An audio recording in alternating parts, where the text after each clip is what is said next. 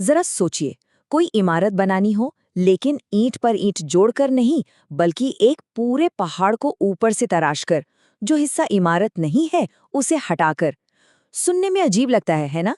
पर यही है एलोरा गुफाओं की अविश्वसनीय कहानी। एक ऐसी यूनेस्को वर्ल्ड हेरिटेज साइट जो कंस्ट्रक्शन के हर नियम को तोड़ देती है। तो चलिए सीधा एलोरा के दिल में चलते हैं, जहां इसकी सबसे बड़ी और सबसे हैरान करने वाली पहेली मौजूद है, कैलाश मंदिर। देखिए, ये कोई बनाई गई चीज नहीं है, इसे एक ही विशाल चट्टान से तराश कर निकाला गया है। तो सवाल ये उठता है कि आखिर ये किया कैसे गया, ये संभव कैसे हुआ? और यहीं पर सारा राज छिपा है। देखिए, आमतौर पर हम चीजें नीचे से ऊपर बनाते हैं, एक एक ईंट जोड़कर। इसे कहते हैं एडिटिव कंस्ट्रक्शन। लेकिन एलोरा में कारीगरों का सोचने का तरीका ही बिल्कुल उल्टा था। उन्होंने ऊपर से नीचे काम किया और उस हर चीज को हटा दिया जो मंदिर का हिस्सा नहीं थी। मतलब ये वास्तुकला से ज्यादा मूर्तिकला है, वो भी एक पहाड़ के स्केल पर। इस कमाल की तकनीक का एक खास नाम भी है, मोनोलिथिक आर्किटेक्चर। इसका सीधा सा मतलब है कि पूरा का पूरा ढांचा, हर एक खंबा, हर एक मूर्ति, सब कुछ उसी एक चट्टान का हिस्सा है जिससे उसे बनाया गया है। कुछ भी अलग से नहीं जुड़ा गया। अब इसके स्केल का अंदाजा लगाना है ना, तो ऐसे समझिए कि ग्रीस में जो मशहूर पार्थेनन है, कैलाश मंदिर उससे दोगुना बड़ा है। ये एक ऐसी जबरदस्त उपलब्धि है जो सोचने पर मजबूर कर देती है कि उस जमाने में ये कैसे मुमकिन हुआ होगा। और इस उपलब्धि के पीछे जो मेहनत है वो तो और भी चौंकाने वाली है।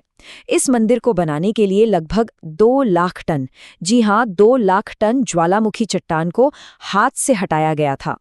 सिर्फ छेनी और हथौड़े से। कोई मशीनें नहीं, कोई टेक्नोलॉजी नहीं, सिर्फ इंसानी हुनर और लगन। आज के जमाने में भी ऐसा करना लगभग नामुमकिन सा लगता है। तो फिर सवाल वही है कि उन्होंने ये नामुमकिन काम किया कैसे? इसका जवाब एक बहुत ही क्रांतिकारी और सच कहूं तो हैरान कर देने वाले सिंपल तरीके में छिपा है, जिसने सब कुछ बदल दिया। उन्होंने टॉप डाउन यानी ऊपर से नीचे की खुदाई का तरीका अपनाया।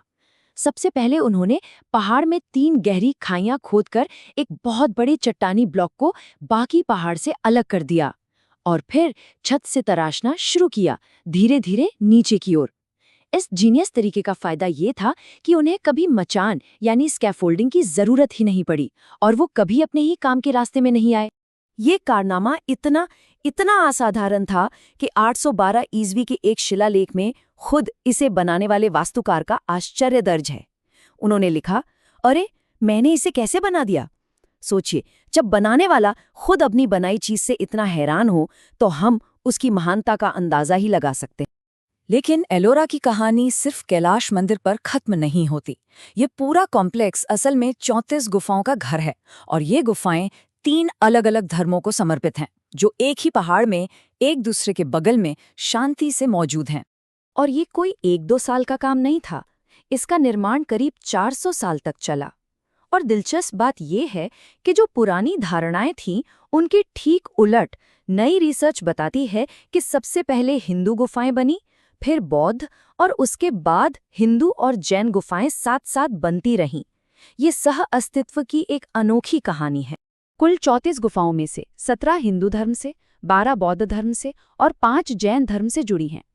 ये सिर्फ आंकड़े नहीं हैं, ये इस बात का जीता जागता सबूत है कि उस दौर में भारत में धार्मिक सद्भाव किस स्तर पर था।